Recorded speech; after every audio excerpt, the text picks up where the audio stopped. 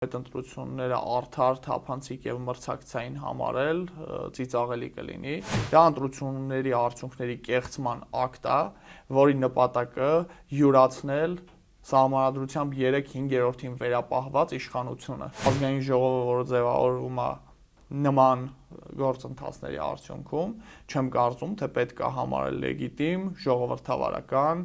դա տեղի չունեցավ, որովհետև այդ ուժերը պատրաստ չեն հեղափոխության, հենց չի լինում, որ մի քիչ հեղափոխություն կանենք, բայց մի քիչ կգնանք ընդդիմություն կաշխատենք։ Իրենք հստակ պարզ ընկալում են,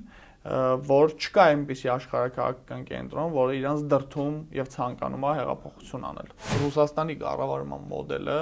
եւ Բելարուսիայի կառավարման մոդելը իր համար ընդօրինակելի տիպային կառավարման մոդել է, նույն ինքը չի շրջանցելու 2/3-ին է, ինքն հենց անելու 2/3-ը քվեարկելու է։ Այնց որում ստեղ խոսք պարզ մանդատագողության մասին չի։ Եվ Վլադիմիր Պուտինի շնորհավորանքի հարցը եւ սանկցիաների հանելու հարցը, այդ ամեն ինչը մի հատ հանդիպման եւ առաջիկա 5 տարիների համատեղ աշխատանքի պլանավորման 2-3 ժամանոց խոսակցության թեմա է հենց այդ։ Ընտրություններից 10 օր անց թեև ընդդիմության կողմից սահմանադրական դատարան դիմելու մասին հայտարարություններին ներքաղաքական կյանքն առերևույթ հանդարտ է։ Բոլորը խոսում են ընտրակեղծիքների մասին, սակայն բողոքի զանգվածային ակցիաներ չենք տեսնում։ Բարև ձեզ, ես Արկադի Գրիգորյանն եմ, կիզակետում այսօր ինչ է կատարվում եւ ինչի սպասել ազգային ժողովի չանցած ուժի մեկնաբանությամբ։ Բոլորին դեմ եմ կուսակցության անդամ Միքայել Նահապետյան, բարի գալուստ կիզակետ։ Աստծո բարի։ Հենց դրանից սկսենք չանցակ։ Ազգային ժողով ինչ է լինելու կարճ բոլորին դեմ է մի ապագան, ինչպիսին է լինելու, որովհետև երբ որ անցնելու էիք, արդեն ասել էիք ինչ պետք է անենք։ Հիմա ինչ եք անելու եւ դրան գումարած ձեր ցուցանիշը ինչպես է գնահատում, ձեր գրանցած արդյունքը։ Մենք ստացել ենք 21000-ից մի փոքր ավել քվե, շնորհակալ ենք այդ մարդկանց անհատապես, որ չնայած վախին, սպառնալիքներին, քաղաքական շանտաժին ու մնացած բոլոր նեգատիվ դրսևորումներին վճռականորեն եկել բոլորին դեմ են քվեարկել։ Շատ գնահատում ենք այդ մարդկանց եւ պարտավորված ենք մեզ զգում մեր ընդհանուր նպատակները, նրանց եւ մեր ընդհանուր նպատակները ու արժեքները առաջ մղելու հարցում։ Այս այդ մասով մնացած առումներով ընտրությունների արդյունքները ընդունում ենք ի գիտություն, թե ով ինչքան քվե է ստացել, որովհետև այդ քվեն ստանալու մեթոդների հարցում հաշտ չենք, թե ոնց են այդ քվեները ստացվել մի շարք ուժերի դեպքում։ Ձեր մասին խոսենք, հետո գնահատական նոր ընտրություններին կտանք ճավերի խորը։ Ինչ վերաբերում է մեր գործունեությանը, ինձ թվում է մոտ 6 ամիս ամենօրյա ռեժիմով աշխատանքի մեջ գտնվելուց հետո պետք էր մի փոքր սառել, վերելուծել, այս շաբաթը օգտագործել ենք դրա վրա։ Հիմա քննարկումներ կլինեն աշխատանքային խմբի ֆորմատով, ավելի լայն ֆորմատով, այս շաբաթվա վերջ ենթադրում եմ նաև ընտրողների հետ հանդիպում կկազմակերպենք, քննադատություններ, կարծիքներ, առաջարկներ լսելու նպատակով բացերապարակային քննարկում կկազմակերպենք։ Եվ դրանից հետո արդեն կհասկանանք, որ կողմ ենք գնում։ Այսինքն կմնա կուսակցությունը չի մնա։ Տեսեք, մեր հռչակագրում գրած է, որ մենք օրակարգը իրագործելուց հետո ենք պարտավորվում լուծարել կուսակցությունը։ Բայց մյուս կողմից ես կարծում եմ, որ որոշակի հանրային ընկալումներ կա, որի հետ մենք չենք կարող հաշվի չնստենք, այսինքն որ ամեն դեպքում կուսակցությունը ընկալվել է որպես այս ընտրությունների կոնտեքստում խնդիր լուծող եւ ինքնալուծարվող կուսակցություն, թեևելի եմ ասում հռչակագրում այլ ձևակերպում է տված, բայց հանրային ընկալման հետ մենք չենք կարող հաշվի չնստենք իմ կարծիքով եւ դա քննարկման առարկա պիտի լինի։ Ես հիմա չեմ ուզում վերջնական բաներ ասեմ, գործընկերներիս էլ չկաշկանդելու համար, բայց սենց ասեմ, որպես մի մարտով այս process-ի մեջ է, ես տեսնում եմ, որ կուսակցությունը պետք է լուծարել։ Բայց դա չի նշանակում անհետանալ Հայաստանից, դա չի նշանակում մոռանալ գաղափարները, որոնք մենք առաջ էինք մղում, եւ դա չի նշանակում բաժանվել այն ընկերներից, որոնց հետ ավելի լայն համախոհություն ունենք նաեւ կյանքի մյուս հարցերի հետ կապված։ Հետեւաբար ողջամիտ կանխատեսում ունեմ, որ համատեղ աշխատանքի փորձ ձևավորած ընկերություն ու որոշակի քաղաքական արժեքներ իրար հետ թրծած մարդիկ հավանական է, որ եթե գաղափարախոսության, գաղափարական հարցերի շուրջ պահպանեն միասնությունը, նաև կշարունակեն համատեղ գործել եւ ընդլայնման գնալ։ Դրա անվանումը կլինի բոլորին դեմ եմ, չի լինի բոլորին դեմ եմ, կլինի այս կուսակցությունը, կսարքվի նոր կուսակցություն, կլինի հասարակական կազմակերպություն, թե ինչ, դա օպերատիվ քննարկման հարց է։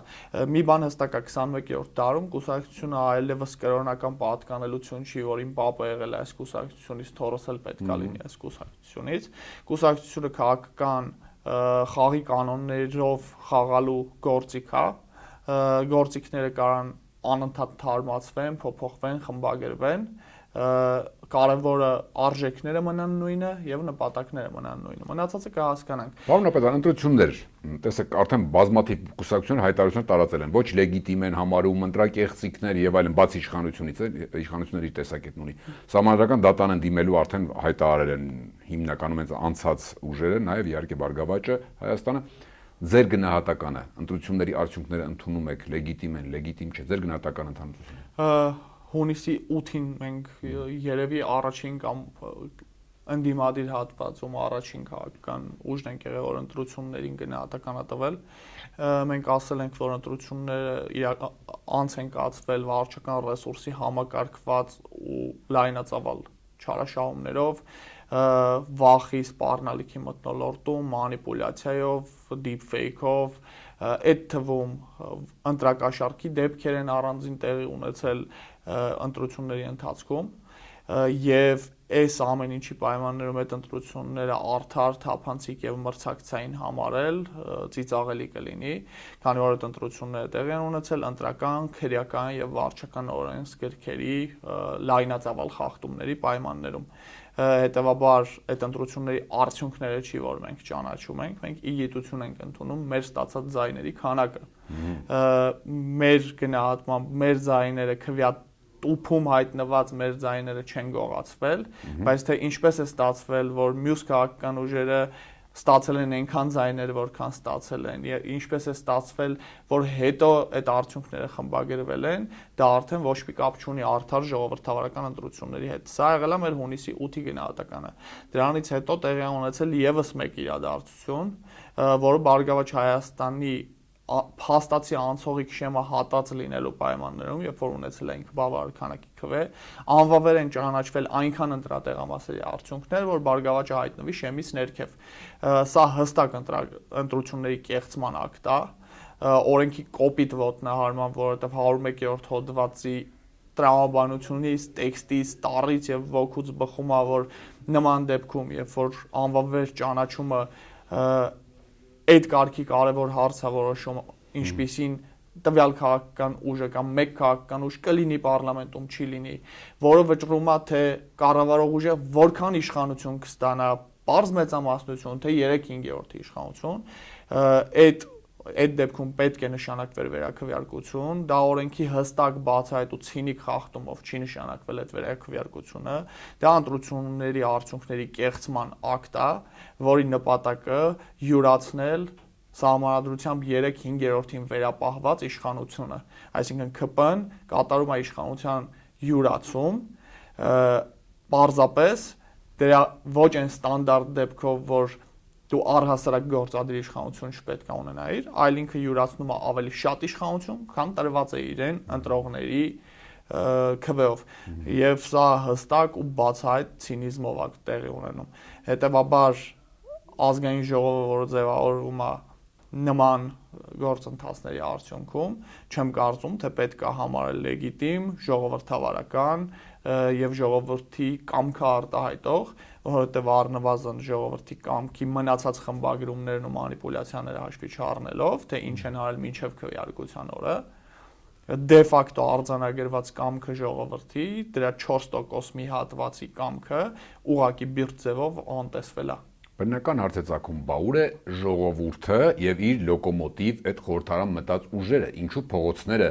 հեղեղված չեն, հիմա մենք ես կոչ չենք անում սահմանադրական կարգը տապալելու զուտ, սահմանադրորեն բողոքի ակցիա իրականացնելու իրավունքի մասին է խոսքը օրենքի շրջանակներում։ Ինչու դուրս չեկան առաջին օրը, ինչու կոչ չարվեց, դուրս չեկան պաշտոնական արդյունքներն հրապարակվեց, ձեր ասած նորվա որոշումը եղավ, էլի դուրս չեկավ այդ զանգվածները եւ ընդհանրապես մի տեսակ իներտ չէ ձեր գնահատմամբ խորհրդարան անցած ընդդիմության այս պահվածքը սահմանադրական դատարան դիմելու են միաժամանակ ասելով որ ապօրինի է արդեն ի սկզբանե ասում են այս իշխանությունների յուրաքանչյուր ստացած մարմիններ օրինական որոշում չի կայացնի միևնույն է ինչու դա չեղավ եւ ձեր կարծիքով ինչ են անելու մանդատ են վերցնելու չեն վերցնելու եւ որն է ճիշտը Ես կարծում եմ դա տեղի չունեցավ որովհետեւ այդ ուժեր պատրաստ չեն հեղափոխության միաժամանակ տենց ձախ ձեռով մի թեթև պայքարել իշխանապողության համար չի լինում այդ քայլը անելու դեպքում իրանք հայտնվելու են փակուղային իրավիճակում երբ մի կողմից ռետորաբանությունը պետք է դարձնես հեղափոխական որպեսզի այդ process-ը տեղի ունենա բայց մյուս կողմից դու տեսնում ես որ դու պատրաստ ես դրան եւ հռետորաբանությունը կոշտացնելու պայմաններում նաեւ ստիպված ես լինելու հրաժարվել զրկվել արդեն իսկ ունեցած մանդատների քանակից որովհետեւ տենց չի լինում որ մի քիչ հեղափոխություն կանենք բայց մի քիչ կգնանք ընդդիմություն կաշխատենք ես կարծում եմ այս հաշվարկից ելնելով նրանք պատրաստ չեն հեղափոխության հետեւաբար չեն բարձրացնում ջերմաստիճանը Պատրաստ չեն ինչ նկատի ունեք չեն ուզում թե այդ ռեսուրսը չկա իրենց թիկու բայց 500,000 մարդ է չէ ավելի քան 500,000 մարդ ձայնը տվել է հավաքական ընդդիմությանը իրանց է պետք այդ հարցերը տալ թե ինչից ելնելով են համարում որ պատրաստ չեն չէ որ թիվ 1 նպատակը իշխանապողություններ հրճակված ոչ թե ազգային ժողով գնալ տեսեք ես տեսնում եմ որ նախ լավ եկեք բաց բարձ խոսանք էլի Հայաստանի քաղաքական դաշտի խոշոր հատվածները ներկայացնող ուժերը, ընդ որում մենակ ընդդիմության մասին չեմ խոսում, աշխատում են Դաբրոյի տրամաբանությամբ, այսինքն կա աշխարհքաղաքական նպաստավոր միջավայր, թե չկա։ Եվ ես կարծում եմ, իրենք հստակ պարզ ընկալում են, որ չկա այնպիսի աշխարհքաղաքական կենտրոն, որը իրանց դրդում եւ ցանկանում է հեղափոխություն անել։ Այս մի պատճառ Երկրորդ պատճառը ենթակառուցվածքային առումով իրենք պատրաստ չեն դա կազմակերպելու, այսինքն եւ պլան չկա թե ոնց են հանգեցնելու իշխանապողության եւ բան չկա ցանց չկա դրա համար նախատեսված որ այդ գործը կանի գետնի վրա այս երկրորդ պատճառն է Եվ երրորդ պատճառը ես կարծում եմ մարտական ոգու ճակերտավոր մարտական, որտեղ մարտեր տեղի չեն ունենալու, մարտական ոգու պակասն է, այսինքն ես կարծում եմ այնուամենայնիվ իրենք ըմբռնում ունեն, որ դեֆիցիտի բան ավելի շատ մարդ Նիկոլին այս պահին բաժար կանում, ինչը ես չեմ կարծում թե արդարացված է, որովհետև Նիկոլ Փաշինյանի այդ ականջներից ցկելով ստացած 49.7%-ը ժողովրդական աջակցության մասին չի բնավ ասենք եթե դա ժողովրդական աջակցության մասին լիներ Սերժ Սարգսյանը այդ նույն տոկոսը ստանալուց մի տարի հետո հրաժարական չէր տա Լավ ու այսինքն այդ ամեն ինչը թվեցիք աշխարհաքաղաքական դաբրոն էլ չկա ենթադրում առաջերտին Մոսկվան նկատի ունեիք եւ այս պարագայում ուրեմն ինչ կանեն կգնան խորհրդարան կարծում եմ հա եւ այդ պարագայում դա նման է այս իրավիճակին եւ դա նման է իրենց իսկ խորհրդարան գնալը հիմա քաղաքական առումով ում է ավելի ձեռնտու շահեկան որտեղ իշխանությունները ասում են համ ասում են եկեք համ ասում մի եկեք առանց ձեզ էլ կպն մենք ասում ամեն ինչ կանենք կանցկացնենք իրենք այսինքն խորհրդարան գնալով շանսը պահում են իշխանապողության հետագա իմպիչմենտ եւ այլն հանկարծ իրավիճակ փոխվի ինչ որ մի բան դա կա թե մենք կտեսնենք էլի այս 5-ամյա ցիկլը ինչ որ տեսանք նայեք խորհրդարանում լինելը խոշոր ընդդիմություն լինելը մի դեպքի համար է եթե հանկարծ ինչ որ ոչ մեր ներքին պատճառներով իշխանությունը փլվի դու կողք կլնես կտորները հավաքես բայց ես չեմ կարծում թե նման բան տեղի ունենալու է հետեւաբար այդ 5 տարին անցնելու է մաշող եւ ձանձրալի միջավայրում որտեղ քո բոլոր քայլերի մեջ անսկզբունքայնության հետքեր են մարդիկ տենալու քննադատելու են падգամավորներից դա ավելի ամփորձները երիտասարդները եւ հախուռները ինչ որ բայ շուռ են գալու մունատ են գալու իրանց քննադատողների վրա ու քանդվելու է այդ ամբողջ ինֆրաստրուկտուրան, որը սարքել ես։ Հետևաբար ես չեմ կարծում, թե այնտեղ լինելը տենց ուղիղ նշանակում է, որ իշխանափոխության հիմքեր ես նախապատրաստում։ Մյուս կողմից իշխանափոխությունը sense tendency, եթե ոչ ընտրական ճանապարհով, այսինքն խաղ բողոքի ակցիաների, ժողովրդական պահանջի արդյունքում է լինելու, ապա այդտեղ вообще էական չի, ազգային ժողովում ընդդիմադիր մարդ կա, չկա, որովհետև իշխանափոխությունը չի արձանագրվում տենց 1-2 հոգու ճամբարափոխության արդյունքում, ինչպիսի նաիվ մտայնություն կա ընդդիմության շրջանում։ Միշտ փողոցի ճնշման ներքո առաջինը հանձնվում է գործադիր իշխանության ղեկավարը, պահում է իր քաղաքական թիմը, բանակցում է հեռացման պայմանների հետ կապված, հանձնարարում է իր քաղաքական թիմի ցանկացող հատվածին եւ չցանկացող հատվածից մի քանիսին ել ավելի շատ է համոզում, որ այդ ձեռք բերված պայմանավորվածությունը կյանքի կոչեն։ Սենց է տեղի ունենում միշտ իշխանափոխությունը։ Այդ որ բան Նիկոլ Փաշինյանը սրտանց կուզենա մնա, բայց մենք կկայանանք 8 հոգու համոզենք թաքուն հաջորդ օրը կան քվեարկեն, դա պրոցեսների էությունը չհասկանալու դրսևորումներ է, չի լինում այդ ձև։ Նիկոլ Փաշինյանն առաջինը պարտվելու եւ ընդունի իր հեռացման կարեւորությունը ու անհրաժեշտությունը, բանակցելու է դրա պայմանների շուրջ, հետո հենց ինքն էլ հանձնարարելու է, թե ովքեր պիտի գնան ու քվեարկեն նոր վարչապետի տեխնացուի օգտին։ Ինչպես տեսանք 18 թվին։ Իսկ ընդդիմության մասով հասկացանք, իսկ հեղափոխական process-ի շունչ հասարակության մեջ կա պոտենցիալ, այսինքն հասարակությունն էլ ինքը իրենով պետք է որ ինչ-որ քայլեր աներ։ Տեսնում եք դա։ Նկատում հասարակությունը հասկացել է, որ ասենք Փաշինյանենք իշխանություն ընդդիմությունից ձայներ են շատ տարել կամ կան նման process, թե ուղղակի Փաշինյանենք մեկ է հաղթել են, ուղղակի մի քիչ ձայներն են իրենց շատ արել ԿՀ եւ այլ որոշումներով։ Տեսեք, ես առիթ չեմ ունեցել ընտրություններից հետո շատ լայն հատվածների հետ շփվում, բայց ես անտրամադիր մարդ շատ քիչ եմ տեսել։ Մարդիկ մի կողմից չունեին հստակ իշխանափոխության մոդել, տեխնացու եւ այլն, մյուս կողմից հաշտ չէին, որ Նիկոլ Փաշինյանը վերընտրվի եւ գնացել են հնարավորինս մեծ թվով քվեարկել են այնպես, որ Նիկոլ Փաշինյանի տոնը փչացնեն։ Եվ դա էապես ստացվել է, ու մարդիկ տխուր չեն։ Okay, մարդիկ դժգոհ են, որ այնուամենայնիվ չհերիքեց քվեների քանակը, որ Նիկոլ Փաշինյանը հեռան, հա։ Բայց մարդիկ տենց ծանր դեպրեսիայի մեջ չեն, ինչպես 2021-ին, եւ մարդկանց մոտ չկա այդ ըմբռնումը, ընկալումը, որ բան մենք փոքրամասնություն ենք, այն կողմը ահռելի ուժ կա, դե ժողովուրդը մեկա Նիկոլին է ուզում, մենք ինչ անենք եւ այլն։ Ես դա չեմ տենում, մարդիկ շատ լավ հոգեբանական իրավիճակում են եւ դա բարաթող աշխատանք անելու համար։ Հասարակությունը օրինքն իրանով վեր կենար բողոքներ անել, այդպես բան չի լինում։ Սկսած փիլիսոփաներից նոր շրջանի վերջացրած քաղաքական կյանքի պրակտիկ կողմ մի դիտարկումները ցույց են տալիս, որ չկա այդպես բան։ Ինքնաբուխ է նկատի ունի։ Ամբողջապես ինքնաբուխ ժողովուրդ։ Ժողովուրդը անհատները ժողովուրդ են դառնում կազմակերպչական ֆորմատների մեջ ներգրավելով։ Այս պահին գոյություն ունեցող ազդեցիկ կազմակերպչական ֆորմատները իրանք բրգաձև են, ղեկավարը կասի դուք կգնաք կանեք հի ֆորմատներ են, ընդ որում այդտեղ էլ կարևոր հարց է դառնում ղեկավարը ինչքան ավտորիտետնի է, որովհետև եթե արդեն 1-2 անգամ սխալներ է թույլ տվել իր հանձնարարությունների մեջ, էլ չեն էլ լսում այդ ղեկավարին։ Քաղաքասարակությունը շատ թույլ վիճակում է, փոքր քաղաքական ուժերը դեռ չեն հասցրել որևէ կազմակերպչական ֆորմացիաներ սարքեն, կան 1-2 ընդդիմադիր առողջ օջախներ, որտեղ մարդիկ բազային հարցերի շուրջ համաձայնության եկած կազմակերպված խմբեր են,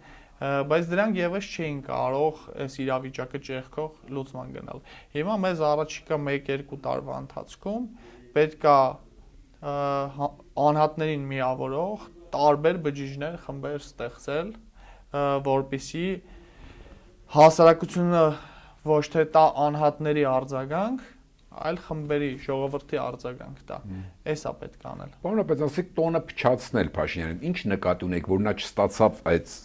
2/3, հա, ձայների, դա է տոնը փչացնել, երբ չստացավ, ինչ կանի իշխանությունը ձեր կանխատեսմամբ, ինչ է անելու, որ հասնի այդ նպատակ, չէ՞ որ գլխավոր նպատակներից մեկը սահմանություն փոխելն է։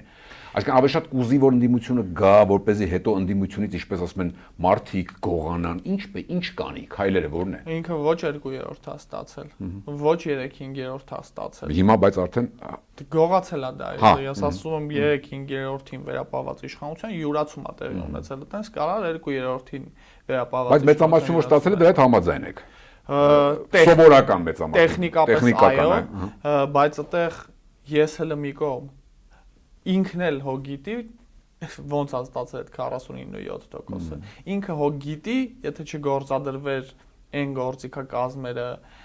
այն լծակներն ու ռեսուրսները, որը գործադրվել է, այդ թիվը մոտ չէր լինելու անգամ 49.7%-ին։ Այդ մարդը կյանքում առաջի անգամ նայել է հայլու մեջ ու տեսել է, թե ինչ էր զգում Սերժ Սարգսյանը։ Ու ինքը իր կյանքում առաջի անգամ է դա զգում։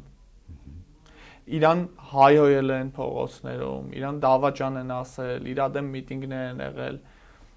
ինչ ասես իր կյանքում եղել է վերջի 8 տարում, բայց այն որ ինքը նայի հայլու մեջ ու ինքն էլ հավատա դրան, որ վերջ այլևս ժողովրդի սրտի վարչապետ դիտղոս չեմ կարող ես ինձ վերագրեմ, դա իր կյանքում առաջի անգամ է տեղի ունենում։ Ու ինչ կանի հիմա գնալու է ավելի դաժան կառավարման ձևերի, գնալու է ավելի կոշտ ավտորիտար լուծումների, ձգելու է բոլոր գայականները հասարակության տարբեր սեգմենտների համար, վերահսկելու է փողի ամբողջ շրջանառությունը, որը հասարակական կամ քաղաքական գործունեության հետ որևէ կապ ունի, բանտարկությունները անելու թույլ չի տալու կազմակերպվել խմբերի ձևով։ Ես 25 թվականին գրել էի, որ Հայաստանը այն ժամանակ, երբ որ դա գրում էի, գրել էի, որ Հայաստանը հիմա գտնվում է 2004 թվականի Ռուսաստանի վիճակում, երբ որ դեռևս կա միջազգային համագործակցությունը ու արևմուտքի հույսը, որ դեմոկրատ իշխանություն է ստեղ, բայց արդեն իսկ կան տենդենսներ Խադարկովսկու գործի օրինակով, Բերեզովսկու ու Գուսինսկու գործերի օրինակով, քաղաքասարակության տարբեր դրսևորումների օրինակով, իշխանության կոնսոլիդացիայի օրինակով կան դրսևորումներ, որոնք հուշում են, որ տենց չի մնալու։ Հիմա մենք անցել ենք 2004 Ռուսաստանի եւ մենք գնում ենք դեպի 2010-ականների Ռուսաստան։ Ճիշտ նույն ճանապարհով է գնալու այդ մարդը, որովհետեւ դուք պատկերացնեք հրապարակային դրսևորումները հարցի մի կողմն է, էլի, ասենք կվիճեն, չեն վիճի։ Այդ մարդու համար Ռուսաստանի կառավարման մոդելը եւ Բելարուսիայի կառավարման մոդելը իր համար ընդօրինակելի տիպային կառավարման մոդելը նույն արժեքներն է այդ մարդը կերում, ասենք որպեսզի պատկերացնեք իր տարեվերջանային մեծ ասուլիսների պավիլյոնը այն գույներով է կահավորում ու կառուցում, որ գույներով ասենք Վլադիմիր Պուտինն է անում դա։ Նայում ես այդ հաղորդումը, քեզ թվում է ORT-ս միացրել, պրոստը արհեստական բանականությամբ դեմքը փոխել են ինտերվյու տվողի։ Էսա ինքը գնալու է ավտորիտարիզմի կոշտացման ճանապարհով։ Սահմանադրությունը օրինակ այդպես կարող է փոխել, դա տեխնիկական մասը, ինչպես օրինակ անել, որ փոխել սահմանադրություն, չէ որ կա ասում են պահանջներ դրսից։ Ես հստակ մեխանիզմը կարող եմ նկարագրեմ, բայց ներողություն խնդրելով թույլ տվեք դա չանել, որովհետև դա ջարդելու է այդ բանի անակնկալի ու շոկի էֆեկտը, իսկ այդ շոկի էֆեկտի հետ կապված ես որոշ պլանավորած բաներ ունեմ, որը չեմ ուզում փչացնեմ։ Թույլ տվեք ես դա հիմա չանեմ, ես ձեզ ասում եմ դրա հստակ գրեթե անվիճելիորեն աշխատող մեխանիզմը գոյություն ունի, թե ինքը ոնց է շրջանցելու 2/3-ին։ Ինքը չի շրջանցելու 2/3-ին, ինքը նենց անելու 2/3-ը քվեարկելու է։ Այնց որում ստեղ խոսք պարզ մանդատագողության մասին չի, բայց թույլ տվեք չնկարագրել ինչպես, որովհետև այդ մեխանիզմը ինչքան իր համար աշխատող եւ ուժեղ մեխանիզմ է, նույնքան էլ իրա մեջ խոցելի կողմեր ունի, որից ես պատրաստվում եմ օգտվել, եթե ամեն ինչ իմ մտածածով գնա։ Օգտվել ինչ նկատի ունեք, process-ներ գեներացնել։ Թույլ չտալ, որ սահմանադրություն խախտվի։ Մեթոդների հարցում կմտածենք բնականաբար չշեղվելով մեր արժեքներից, այն է մնալ սահմանադրականության եւ բռնությունը բացառող շրջանակներում։ Մնացածը պլանավորման հարց է։ Իմ ու որոշ գործընկերներից մտքում այդ process-ի ողնաշարը կա, մնացածը պետք է արդեն խոսել, հղկել, հասկանալ ու սպասել, որ այդ օրը մոտենա, որտեղ այդ օրը գալու է ինքը պետք է անի դա։ Աշխարհաքաղաքական դաբրոյի բացակայության մասին խոսեցիք, հա, հեղափոխության հետ կապված։ Հակառակ կողմից եթե նայենք, այդ աշխարհաքաղաքական կոնսենսուսը կար Փաշինյանի այսպես իրեն պահելու, ՔՊ-ի իրեն այսպես դրսևորելու հետընտրական վիճակում, հա, ժամը 2:30 ասուլիս տալու, ասելու հաղթել ենք, հետո արդեն որոշումը հայտնի եւ այլն, գումարած որ 3-ն էլ չեն կարող լքել Հայաստանը կերազեն այդ մարդիկ հիմա գործեր առանց տեղյակ պայելու մարդուն օթանավակայանում ուղակի տեղյակ պայել անկախ նրանից վերանան կանձեից եւ դու չես կարող լքել երկիրը հանկարծ որոշել եւ այս ամբողջի դաբրոն կար ճակերտավոր դրսից եւ Մոսկվայի բոլոր տեղերից Նիկոլ Փաշինյանի հաղթելու դաբրոն կար բոլոր տեղերից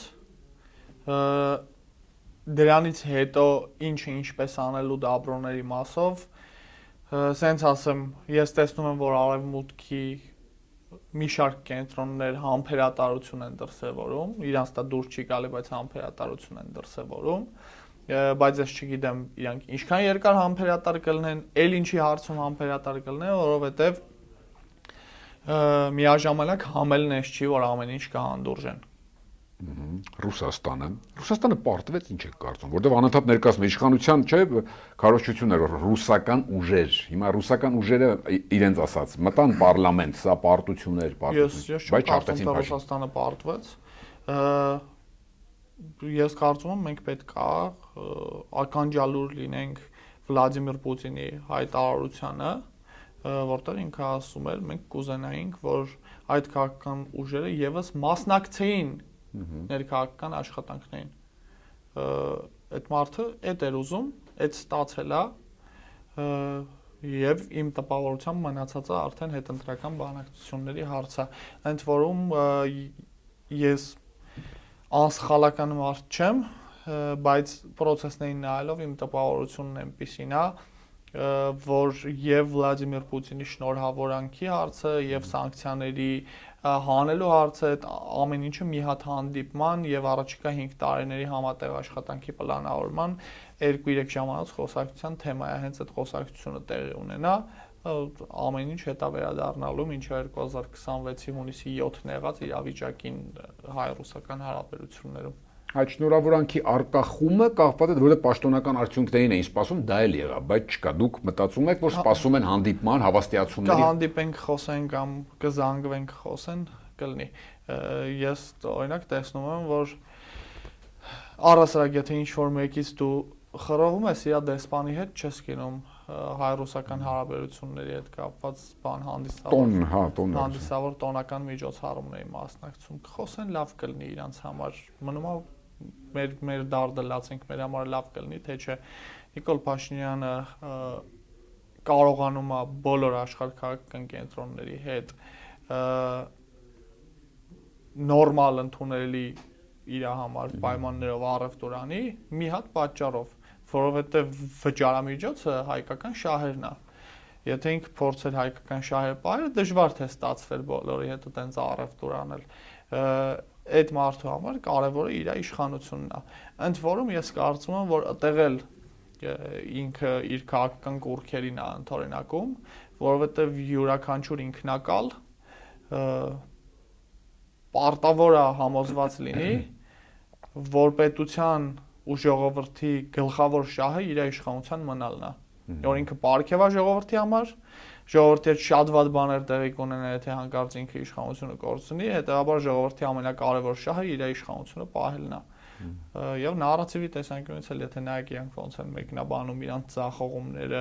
զիջումները եւ այլն, կտեսնեք այդ մարդկանց ընկալման մեջ տենց է, որ այդ ցախեջ կարևորն է նա, որ այս ժողովուրդը ասենց աստվածատուր իշխանություն ունի ու դա պահպանվում է։ Մի ճշգրտում ու ավարտենք, այսինքն գալիք 5 տարին էլ իշխանության մնալու համար Փաշինյանը Հայաստանի հաշվին գին է վճարելու եւ Մոսկվային եւ Բրյուսելին եւ Վաշինգտոնին հավաքականում, ու Անկարան ու Բաքուն էլ հետ է։ Այո։ Ոչ լեգիտիմ իշխանությունը պահվում է նման մեթոդներով։ Մենք դա տեսել ենք Հայաստանի անկախության հիմնադրումից հետո առաջին ձևավորող ընտրությունները չհաշված, դրանից հետո ինչքան ընտրություններ ելա, դրա օրինակով մենք տեսել ենք ոնց է լինում 95-96-ի հանրաքվեի ու ընտրական process-ից սկսած ու շարունակած բոլոր ընտրություններով մենք դա տեսել ենք ոնց է լինում։ Վերջի փուլը ամենածանրն էր, որովհետև այդտեղ ատան Արցախ եւ այլն, ճիշտ եմ դες հասկանում։ Այն ժամանակվանները երևի թե այդքան ակնառու չեն եղել, էլի, հա ծանր չեն եղել, այսպես ձևակ։ Տեսեք, գոյություն ունի դոմինոյի էֆեկտը կամ նույն բան թմրամիջոցից կախվածության էֆեկտը, երբ որ դու 110 կիլո մկանային զանգված ունես, 210 բոյ ունես, սաղ կյանք սպորտով ես զբաղվել, առաջի դոզան քեզ չի կազմաքանդում, բայց առաջի դոզան անպայման բերում է երկրորդն ընդունելու եւ վերջին դոզան սպանում է քեզ։ Բնականաբար, երբ որ դու դեռ շատ մեծ բողոքեր չես կերել, թույնի քանակը, որը ընդունում ես, քո վրա ավելի քիչ է ազդում։ Հետո գալիս հասնում ես մեծ հարցերին, մեկը մյուսին հանգեցնող հետևանքները։ Շնորհակալ եմ, այս պատկերավոր օրինակով էլ ավարտենք, հասկացողները հասկացան, շնորհակալ եմ շատ։ Հիշեցնեմ, Կիզակետում այսօր բոլորին դեմ եմ կուսակցության անդամ Միքայել Նահապետյանն էր։ Կիզակետի թողարկումներն ու շատ տեսանյութեր դիտելու համար առաջարկում եմ բաժանորդագրվել մեր YouTube-յան ալիքին, կհանդիպենք։